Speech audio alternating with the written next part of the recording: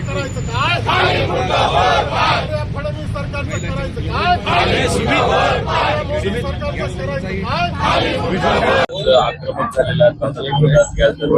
देशातील सामान्य जनतेचं फसवणूक करण्याचं काम आज भाजपच्या माध्यमातून 2014 पासून होत आहे।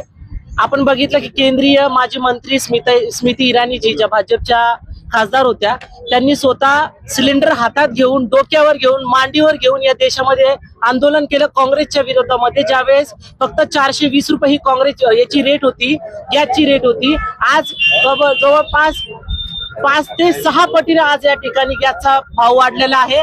आपण बघितलं नुसतं 60 ते 70 रुपयांनी पुन्हा या ठिकाणी भाव वाढला।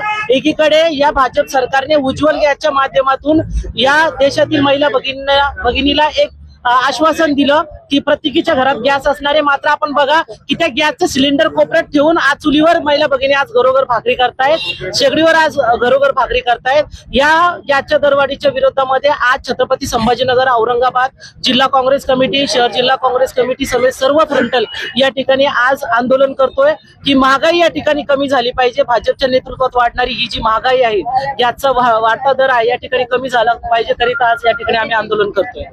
हीच परिस्थिती काँग्रेसचा इशारा म्हणजे ही जर परिस्थिती राहिली तर आम्ही तीव्र आंदोलन या ठिकाणी करू। आज आम्ही संविधानिक स्वरूपात या ठिकाणी आंदोलन करतोय। मात्र जर परिस्थिती याच प्रकारची राहिली तर आम्ही रस्त्यावर उतरून आम्ही देशभरामध्ये या ठिकाणी आंदोलन करू। आजही संपूर्ण देशभरामध्ये आणि महाराष्ट्रामध्ये या ठिकाणी आंदोलन चालू आहे। आमचे प्रदेशाध्यक्ष आदरणीय सपकाळ साहेबांच्या नेतृत्वात असेल किंवा आमचे खासदार डॉक्टर कल्याणकारी साहेबांच्या नेतृत्वात आज या ठिकाणी आम्ही आंदोलन करत आहोत।